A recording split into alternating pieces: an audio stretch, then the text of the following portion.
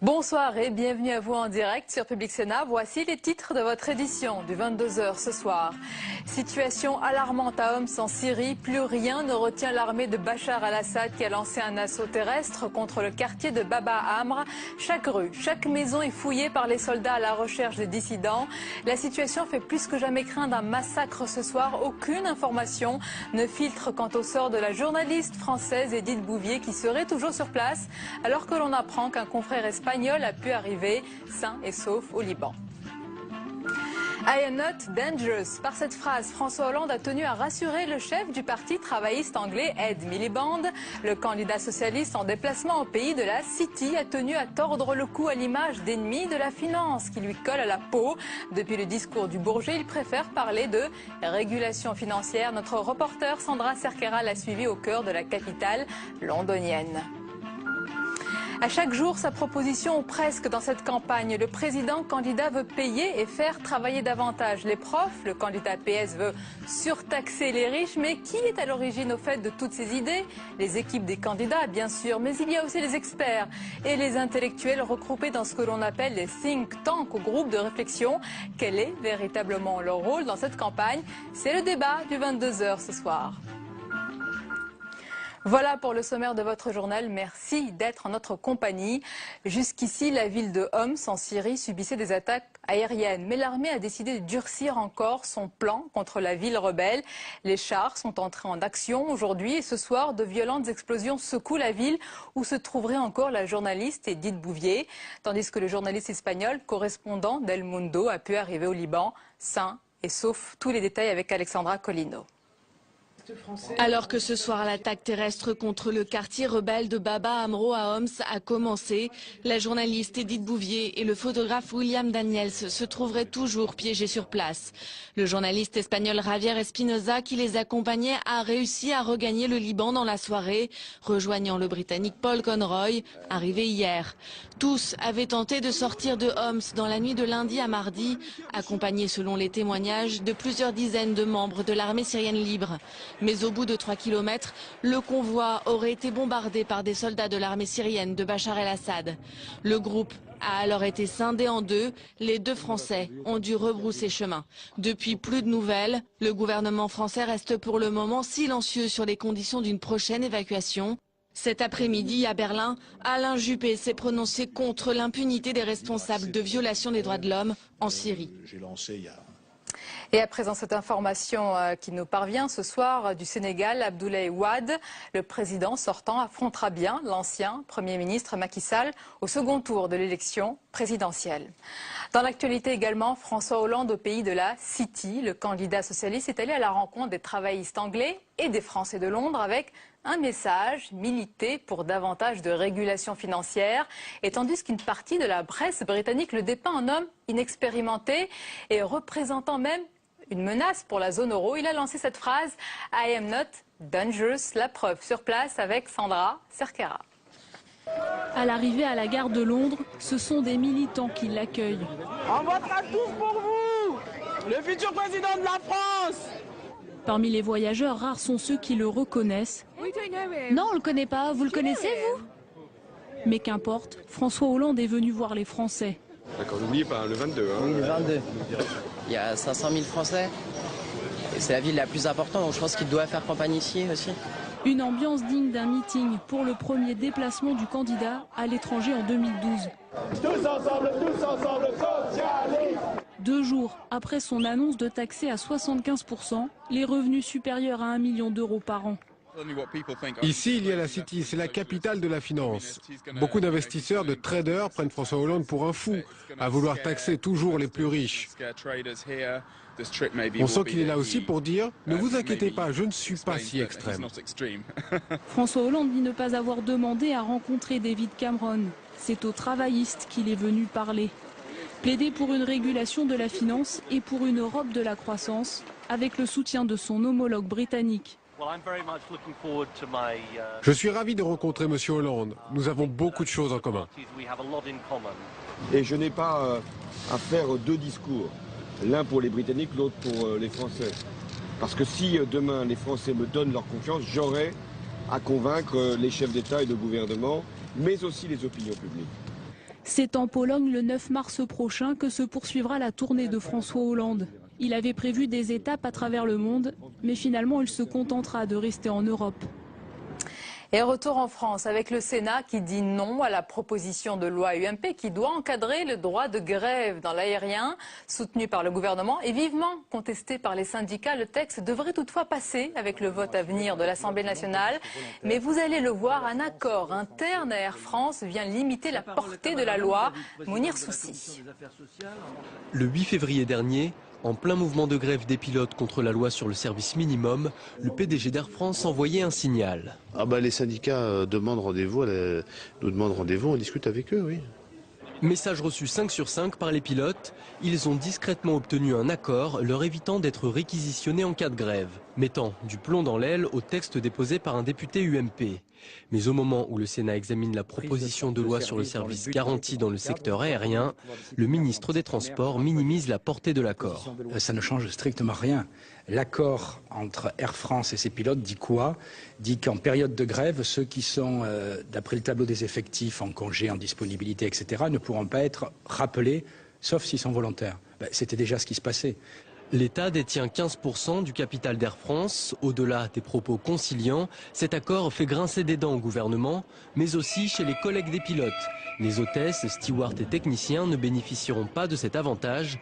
Ils dénoncent un droit de grève à deux vitesses. Et je crois que l'ensemble du personnel aujourd'hui, non seulement l'ensemble du personnel navigant commercial, est un peu écœuré de voir qu'il y a un traitement inéquitable entre les populations. À l'heure où, justement, le directeur général, M. de Junac, demande à ce qu'il y ait de la transparence et de l'équité. Ces tractations en coulisses interviennent dans un contexte de restructuration de la compagnie française. La direction veut remettre à plat tous les accords sociaux dans l'entreprise pour améliorer les résultats. Ce geste envers les pilotes apparaît comme un moyen préventif d'apaiser les tensions en vue de futures négociations houleuses. Apparemment, l'heure est à la surenchère, tandis que le candidat socialiste a pris de court la droite en proposant de surtaxer les riches. Nicolas Sarkozy réplique en voulant payer et faire travailler davantage les enseignants. La polémique est vite montée dans les rangs de l'opposition et des syndicats. Julie Dungeloff. Travailler plus pour gagner plus. Voilà le slogan de campagne de 2007, recyclé pour séduire les enseignants hier à Montpellier. Il n'y a qu'une solution. Faire travailler les enseignants plus longtemps en les payant davantage. Aujourd'hui, un professeur certifié assure en début de carrière 18 heures de cours par semaine pour 1 584 € par mois et un agrégé 15 heures pour un salaire de 1 890 €. Nicolas Sarkozy propose de faire passer ce temps de présence à 26 heures par semaine pour une revalorisation de 25% du salaire, soit en moyenne 500 € par mois sur la base du volontariat. La polémique est vite montée dans les rangs des syndicats enseignants qui estiment que cette promesse leur a déjà été faite en 2007. Aujourd'hui, le constat, c'est qu'on travaille plus déjà. Les conditions de travail se sont alourdies. On est de moins en moins parce qu'il y a énormément de suppression de postes. Gagner plus, on ne l'a toujours pas pour la majorité des enseignants. À droite, on se félicite de cette mesure qui compenserait la règle du non-remplacement d'un fonctionnaire sur deux dans le secondaire. L'objet, c'est de faire en sorte d'adapter notre école aux réalités de la société. Ça passe par une personnalisation des enseignants, un accompagnement des élèves, et c'est la mesure prise voulue par le président de la République de faire en sorte que les professeurs restent plus longtemps à côté des élèves. François Hollande, qui a fait de l'éducation et de la jeunesse des priorités dans sa campagne, a quant à lui critiqué ces mesures, les qualifiant de jeu de dupes, travailler plus ou embaucher plus, deux positions diamétralement opposées.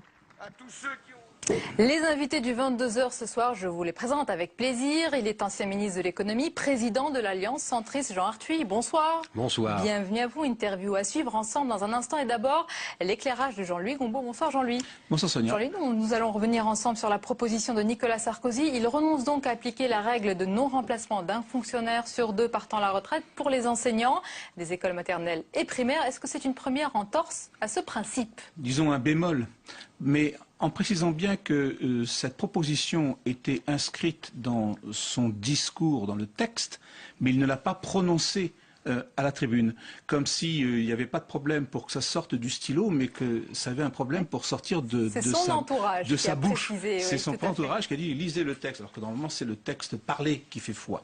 Enfin ça, c'est quand même secondaire. Le problème qui va se poser, si on applique le bémol de M. Sarkozy, ça va être dès 2012, parce que en 2012, il est déjà prévu, la politique de réduction des effectifs est maintenant tablée jusqu'en 2017, si jamais c'est M. Sarkozy qui est reconduit à la présidence de la République. Et d'ores et déjà, on est quand même sur 30 400 suppressions d'emplois pour 2012, dont 14 000 enseignants. Et sur ces 14 000 enseignants, il y en a 5 700 du primaire.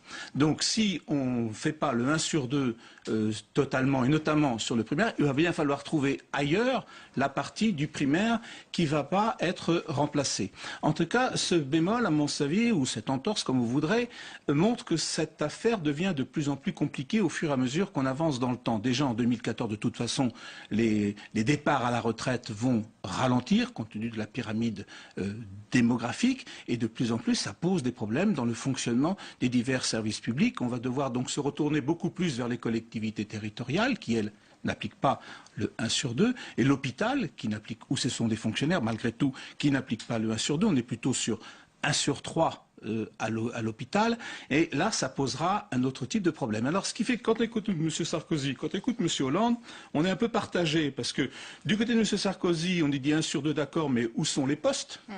Et quand M. Hollande nous dit j'embauche 60 000 enseignants, on lui demande où est l'argent.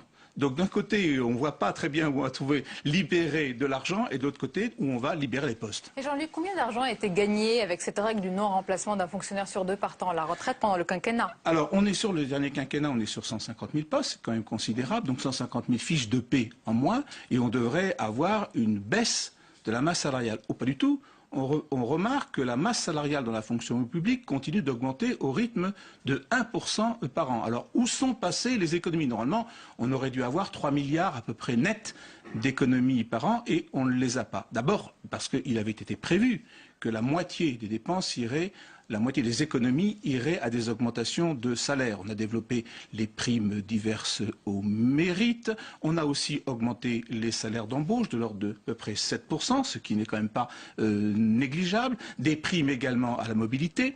Et puis comme il y a eu des trous, on a embauché des contractuels.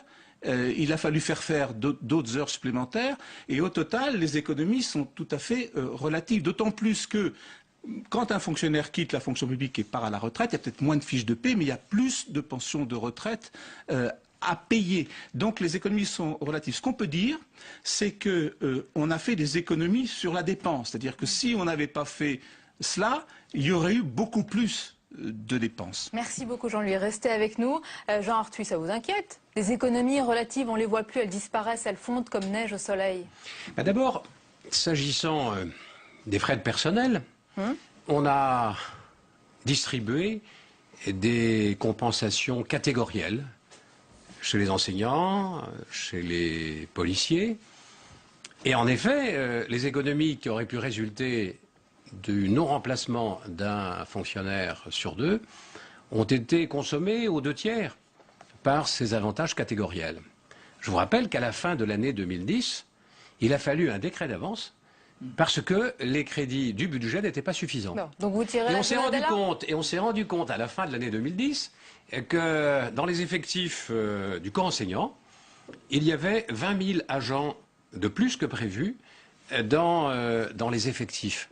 Donc ça veut dire quoi? C'est une proposition pour pas grand-chose, pour rien? Alors moi, ce qui m'inquiète dans cette campagne, c'est cette saturation de l'espace médiatique par les 2 candidats de l'UMP et, et du Parti socialiste. Ce ne sont pas vos candidats. Avec chaque jour de nouvelles annonces, comme si tout allait bien. Rappelez-vous, il n'y a pas si longtemps, qu'évoquait-on? On évoquait les risques de dégradation de la note de la France. On va en parler, mais gentil, puisque vous parlez des propositions, c'est important. J'ai l'impression qu'on est reparti dans cette théâtralisation médiatique c'est le jeu de la campagne. Anticipation du second tour qui se substituerait pratiquement au premier tour. J'attends le début de la campagne officielle pour que les candidats en lice puissent retrouver un espace. Elle a quand même commencé avec certaines propositions, notamment celle de François Hollande. Et qu'on ne soit pas dans cette espèce de surenchère. Celle de François Hollande, Jean Arthuis, surtaxer les plus riches. Il y a quelque temps, vous aviez qualifié, je me souviens, de taxe dérisoire la contribution exceptionnelle de 3% sur les hauts revenus. Est-ce que là, le compte y est avec François Hollande? Non, mais alors là, c'est la caricature, parce que 75% d'économètre, a dit François Bayrou. 75%, c'est le barème de l'impôt sur le revenu. Mais il faut y ajouter la CSG. Et donc, il a eu la main trop lourde. Et puis sans doute l'ISF pour les contribuables concernés, on sera pratiquement à 90%. On est là dans un symbole politique extrêmement fort, mais à la limite de la caricature, totalement irresponsable. Alors, heureusement, M. Hollande était aujourd'hui à la City de Londres pour probablement délivrer des propos apaisants. Quand on est à Paris... Quoi? C'est-à-dire qu'il a un double discours?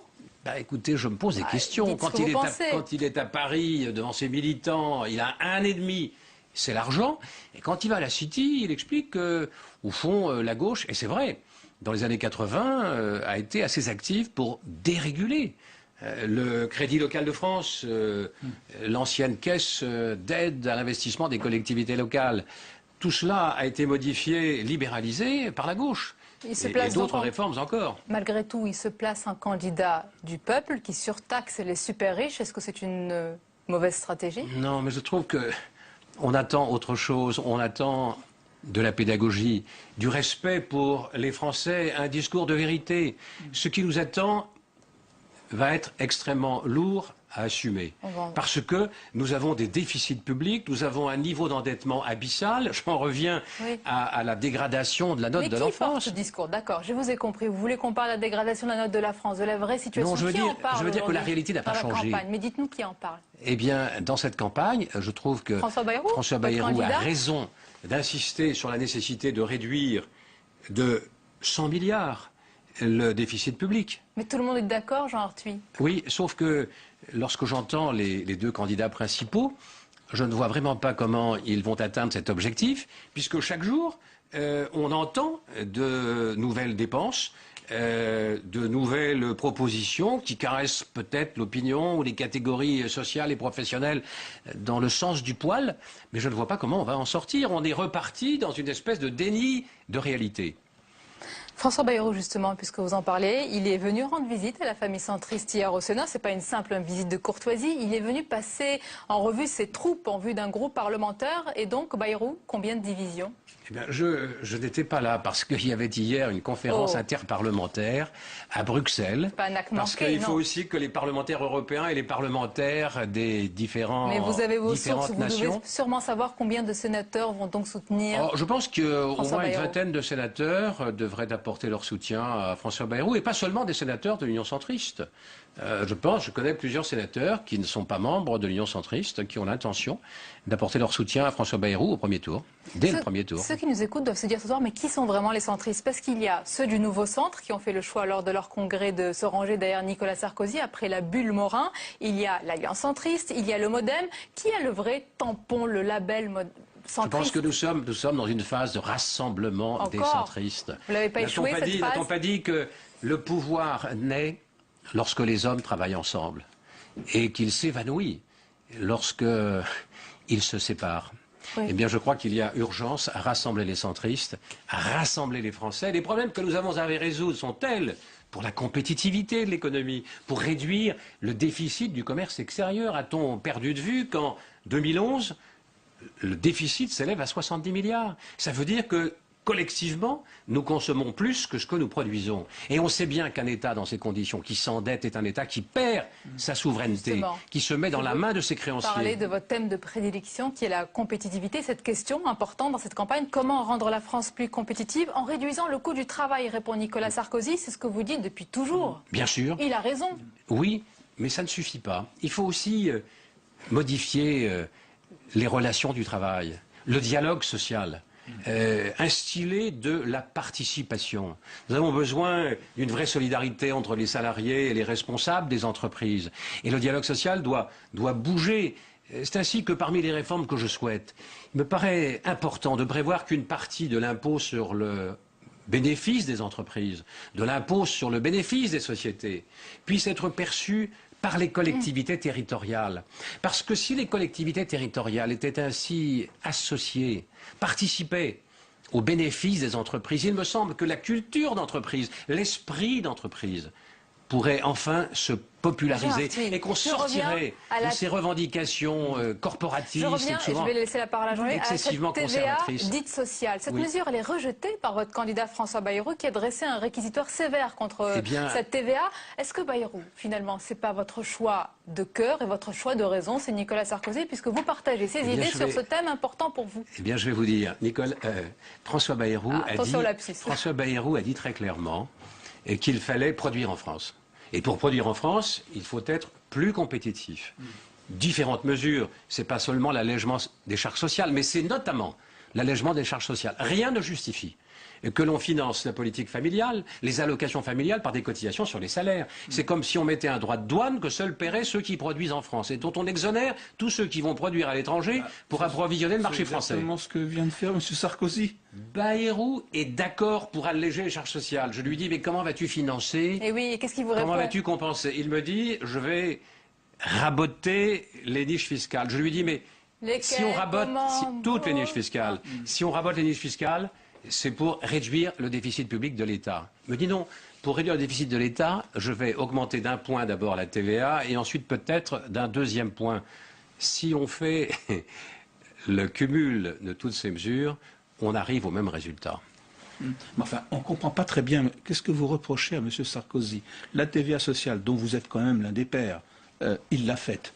Il met un doigt dans l'engrenage. La suppression des cotisations maladie des entreprises, il vient de les supprimer lui-même. Donc, je ne vois pas très bien quel est votre problème. Il diminue le déficit budgétaire.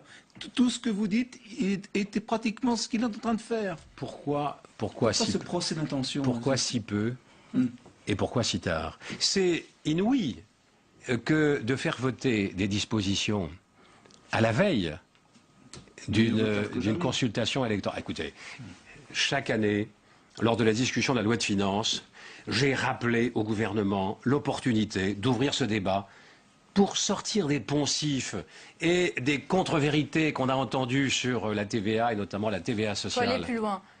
Oui, naturellement, parce que... et puis alors... quoi de mieux qu'un nouveau quinquennat pour aller plus loin? Oui, mais faire voter avant l'élection des dispositions qui ne s'appliqueront qu'après l'élection...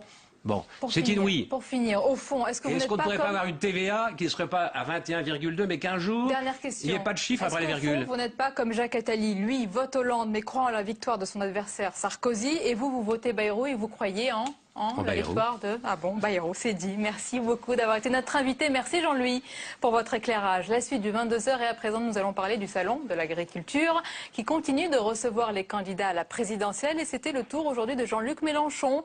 Plus de 2 heures de visite sur un terrain loin d'être acquis à sa cause. Le candidat du Front de gauche a martelé son message, voter Sarkozy serait une erreur selon lui. Et autre visiteur de marque, aujourd'hui le président du Sénat qui a pris tout son temps dans les allées du salon entre tradition et terroir, Bérengère Dinglas. C'est par une cérémonie tout officielle qu'a commencé la journée du président du Sénat. Sur le grand ring, l'Ariégeois s'est fait introniser par la confrérie du bœuf gascon.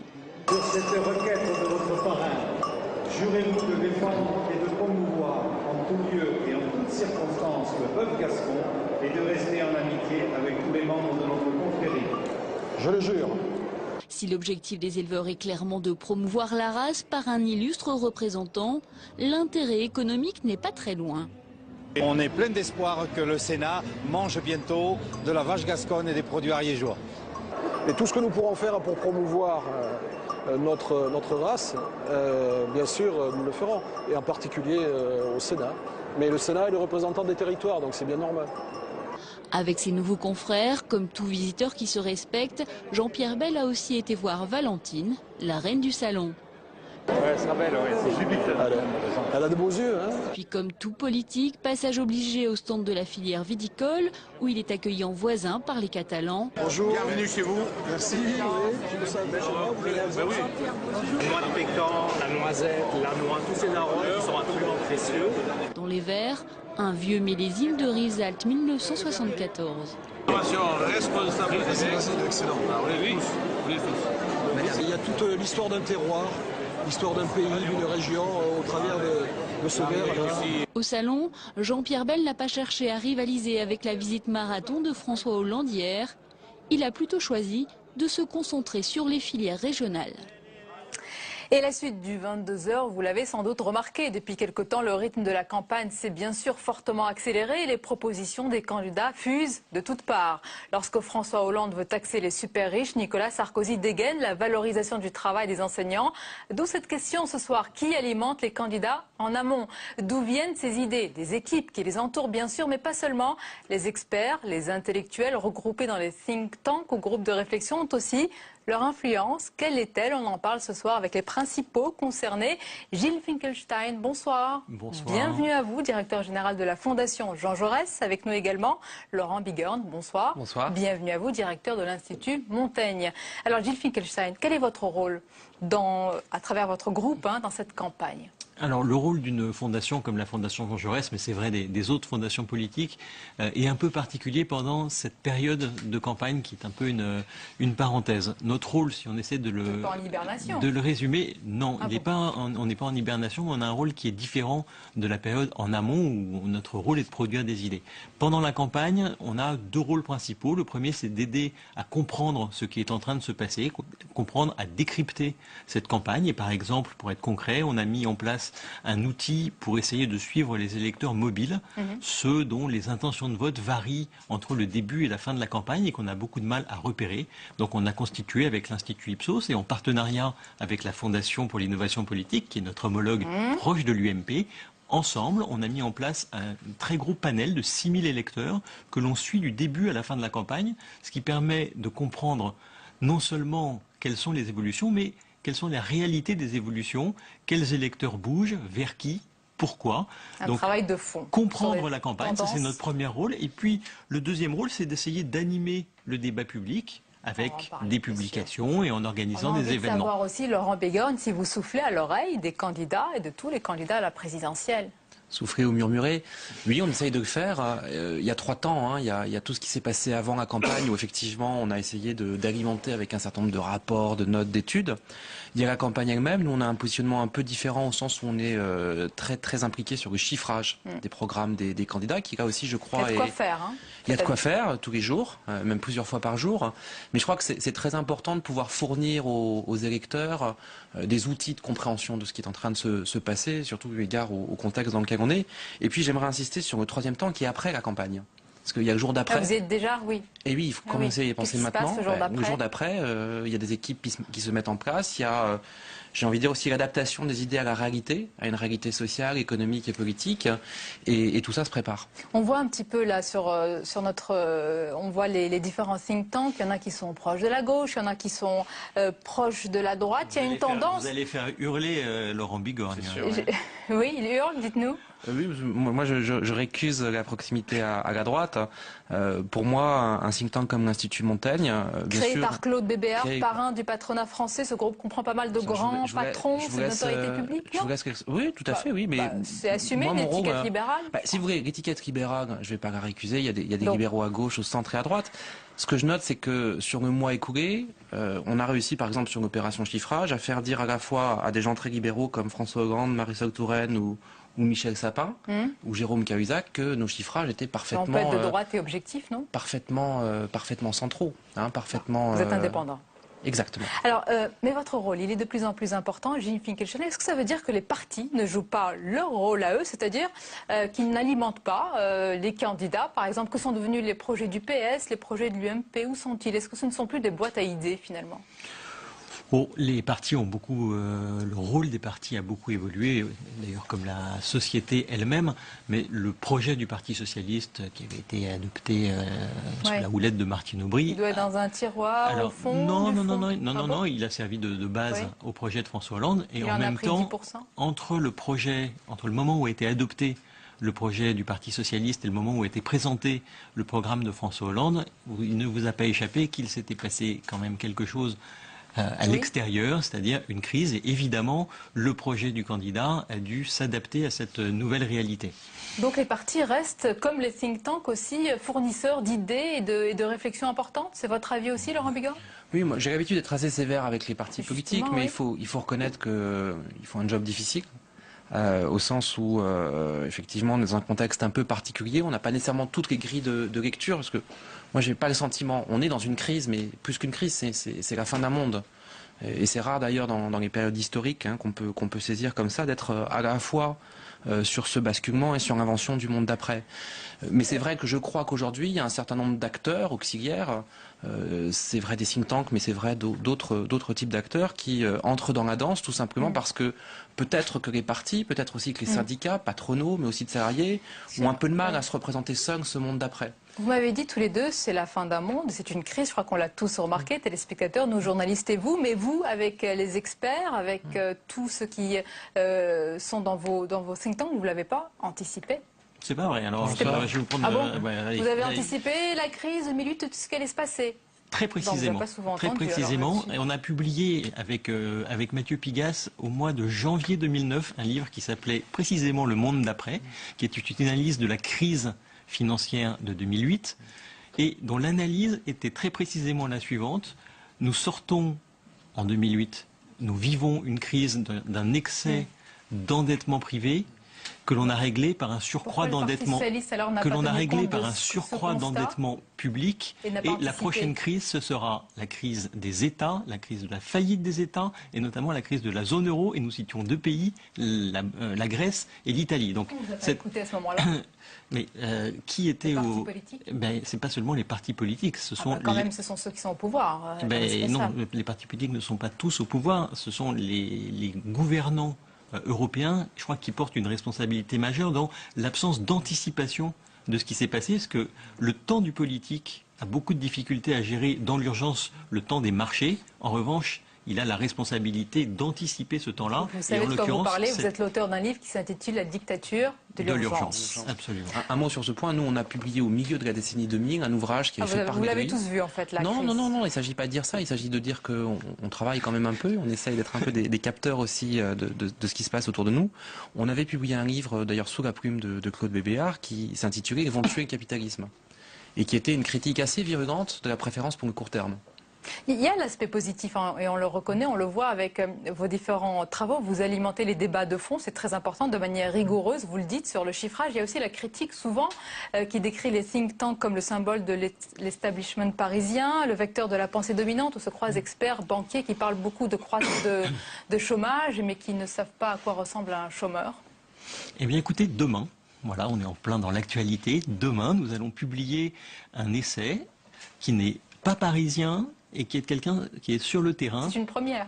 Ce n'est pas une première, je vous vois essayer de me titiller. On publie un essai du vice-président du Conseil général de Saône-et-Loire sur l'exclusion qui s'appelle « Salaud de pauvre ». Je l'ai apporté ici, c'est un livre qui est très stimulant. Un style vif, argumenté, qui essaye qui essaye de battre en brèche. Oui, je l'espère, parce que le livre, franchement, vaut le coup. Qui essaye de battre en brèche cette nouvelle idée reçue que l'ennemi, c'est le pauvre et sous couvert d'attaque contre l'assistanat. Laurent Bigot, justement pour Nous aussi, j'allais anticiper votre question, vous voyez, parce qu'on est dans l'anticipation. Non, j'aimerais que autant de chercheurs que nous, autant de politiques d'ailleurs que nous, aient passé par exemple du temps à Clichy-Montfermeil. Pendant 18 mois, Jean Kepen, qui est professeur des universités avec une étude sur les banlieues et qui s'est associé à l'Institut, a labouré ce terrain pendant donc une période d'1 an et demi avec une dizaine de chercheurs, a administré une enquête magistrale en français, en arabe, en peul, en soninké, en ourdou. Donc il est allé voir des publics qu'on ne voit jamais justement dans les politiques publiques, ou en tout cas dans leur miroir. Et on en ressort un livre qui pour moi a la puissance de La misère du monde de Bourdieu, qui est un livre dont on parlera à mon avis longtemps, et qui est un livre qui pour la première fois donne la parole sur la rénovation urbaine, sur la sécurité, sur l'emploi, sur l'éducation, sur la politique, la religion, à ces populations de Seine-Saint-Denis. Vous avez peut-être réussi à nous prouver ce soir que vous êtes sur le terrain et à convaincre les téléspectateurs qui le sont probablement. Je voulais vous poser aussi une question sur votre influence. Est-ce que vous jugez qu'elle est grande, très grande, trop grande? Par rapport aussi à ce qui se passe en Allemagne ou dans d'autres pays européens, où je crois que les think tanks ont une importance, ils sont bien installés. Si on compare le poids des fondations politiques françaises à ce qui existe dans les autres pays européens, et notamment en Allemagne, puisque la mode, et même aujourd'hui, est de comparer notre pays à l'Allemagne, malheureusement, les fondations politiques françaises sont extrêmement modestes. On parle souvent du rôle peut-être excessif qu'elle joue aujourd'hui, mais par rapport au poids qu'elle a dans d'autres pays, pour vous donner un seul exemple chiffré, le budget de notre homologue, la fondation Friedrich Ebert, qui est proche du SPD, est 65 fois supérieur au nôtre. Ah, ça vous fait rêver. C'est un modèle du coup. Franchement, oui. Ça fait rêver d'un système fiscal qui justement encourageait ce type d'initiative, aussi bien auprès des particuliers que des entreprises. Mais en l'espèce, en Allemagne, c'est un financement quasi exclusivement public. Moi, j'avais plutôt en tête influence aussi, votre influence, vous la trouvez proportionnelle à votre travail? Écoutez, sincèrement, on est toujours déçus, mais on travaille beaucoup.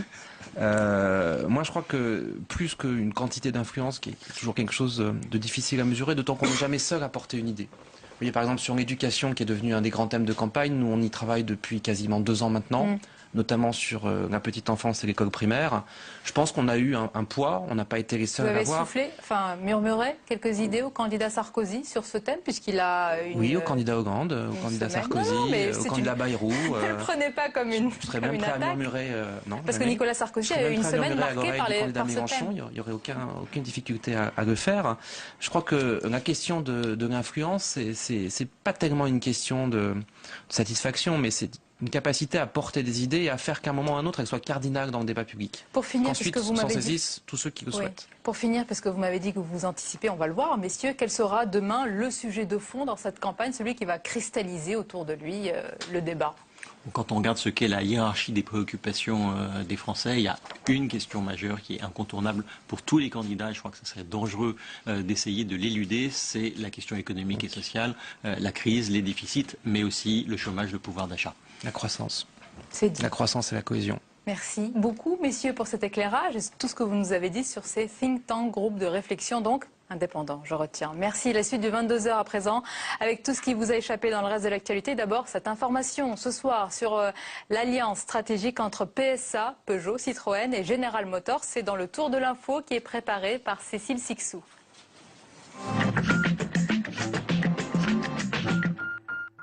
La rumeur courait depuis plusieurs jours. Désormais, ils vont construire des voitures ensemble. PSA et General Motors ont officialisé leur alliance ce soir. D'après l'accord, le géant américain entre à hauteur de 7% dans le capital de PSA et devient son deuxième actionnaire. Même si l'ambiance est bonne, la mobilisation européenne contre l'austérité n'a pas eu le succès escompté. De Paris à Marseille, de Lisbonne à Berlin, partout en Europe, les salariés sont descendus dans la rue pour défendre leur pouvoir d'achat. Nous ne voulons pas de cette austérité sur un plan national, mais nous n'en voulons pas non plus dès lors qu'elle est prônée à un niveau européen. Demain, le sommet européen doit valider le nouveau traité. Il met en place de nouvelles mesures de discipline budgétaire. Des salariés et des clients gênants espionnés, des responsables d'IKEA sont accusés par le Canard enchaîné de s'être procuré des fichiers de police confidentiels.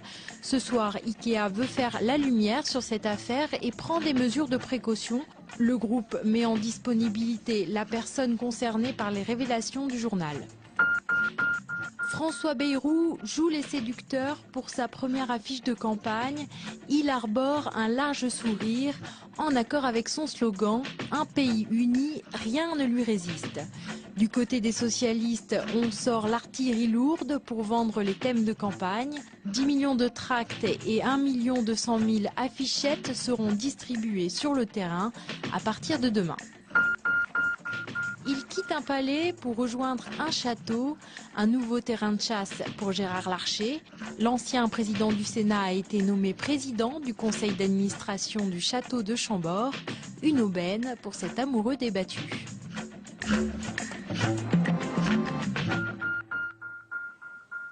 La dernière page du 22h à présent avec la chronique de Caroline Deschamps. Bonsoir Caroline. Bonsoir Vous Sonia. suivez pour nous tout ce qui se passe sur les réseaux sociaux justement. Qu'est-ce qui s'est passé cette semaine? Alors c'est bien évidemment l'agression de la journaliste Audrey Pulvar et d'Arnaud Montebourg qui a embrasé les réseaux. Il faut dire que c'est sur Twitter qu'Audrey Pulvar a raconté les faits. Vers minuit depuis le compte 6-7 France Inter, elle tweet, je cite, « Angle du boulevard Murat et de la rue Molitor, rentrant à pied avec mon compagnon. Nous avons été pris à partie par une quinzaine d'individus au cri de la France aux Français et autres Le Pen président. Parmi les chants scandés sur notre passage, Jean-Marie nous a donné la permission de minuit pour chasser les youpins de Paris. Ou encore Yunden, Yunden, Yunden. Nous avons essuyé des jets de pierre, des jets de verre qui se sont brisés dans notre dos avant l'intervention de quelqu'un du personnel, à moins que ce soit le chef de la meute et la journaliste, de demander à la candidate du Front National, Madame Le Pen, cautionnez-vous. Alors c'est une agression dont a été témoin une journaliste, Neila, qui habite à un immeuble non loin de là.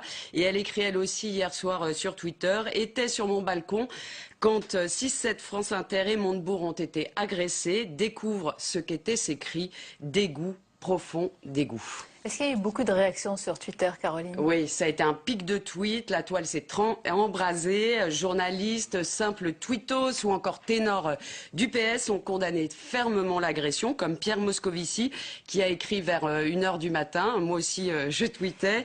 Audrey Pulvar et Arnaud Montebourg agressés par des fachos. Toute ma solidarité face à ce scandale. Et puis il y a eu un élu et un conseiller national UMP, Eric Normand, qui lui aussi a tweeté hier soir. Pulvar Montebourg agressé, c'est malheureux, mais à force de stigmatiser les gens en les insultant, ça arrive. Manière de dire qu'il l'avait bien cherché, c'était assez odieux, too much. Et alors les tweetos lui sont tombés sur le poil, l'obligeant à revoir sa copie. Donc ce matin, il a fait un autre tweet disant qu'il condamnait l'agression, mais trop tard, le mal était fait. Alors au-delà de l'agression et du racisme insupportable dont elle a été victime avec Arnaud Montebourg, ce qu'il faut noter, c'est qu'Audrey Pulvar a donc choisi de raconter les faits sur Twitter, permettant de relayer l'info en temps réel. Et donc Twitter est un véritable porte-voix, Sonia. Voilà, la preuve en est faite encore une fois. Les pépites, Caroline, maintenant? Oui, souvenez-vous, Sonia, je vous avais parlé il y a quelques semaines de la nouvelle page Facebook de Nicolas Sarkozy, présentée sous la forme d'un journal, d'une timeline. Et bien voilà maintenant la parodie intitulée La vraie timeline. Des petits malins revisitent l'actualité, les grands moments du quinquennat de Nicolas Sarkozy, affaire Karachi, vacances de Mam en Tunisie, discours de Toulon, Jean Sarkozy pressenti à la tête de l'EHPAD, tout y passe. Et c'est un gros boulot puisque la timeline remonte même jusqu'aux années 70 avec Force Vidéo INA et même au-delà avec un Nicolas Sarkozy en culotte courte.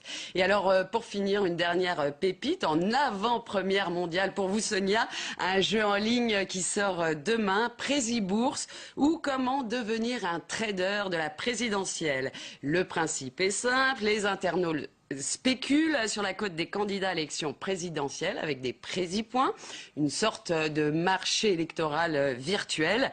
La cote des candidats varie au gré des sondages et les cours en fonction de l'achat et des ventes. Alors à l'heure où je vous parle, Hollande et Sarkozy, c'est comme dans les sondages, sont au coude à coude avec 29,82 contre 28,33 prési-points. Alors c'est rigolo, ça ne se prend pas au sérieux. Et comme le dit la croche, fais-toi un max de blé en spéculant sur le score des candidats dans les sondages. Prési-Bourse, c'est la politique, la vraie, celle de l'offre et de la demande. Donc à votre souris, Sonia. On y va. Dès demain. Merci beaucoup avec vous, Caroline. Merci. Restez avec moi. On va terminer ensemble avec la revue de presse de vos hebdos à retrouver dès demain dans les kiosques à journaux. Et on commence avec l'Express qui met en une le livre événement de Catherine Ney intitulé L'impétueux. Le livre retrace le quinquennat de Nicolas Sarkozy, ses principales réformes, mais aussi ses secrets de Cécilia à Carla.